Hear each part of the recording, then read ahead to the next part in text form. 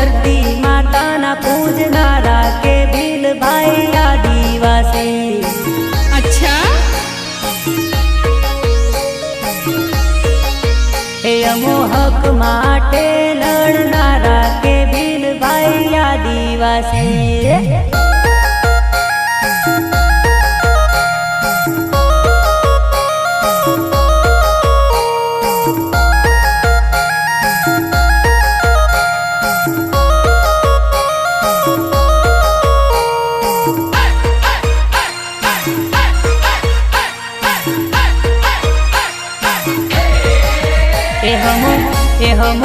ए हमू पीठो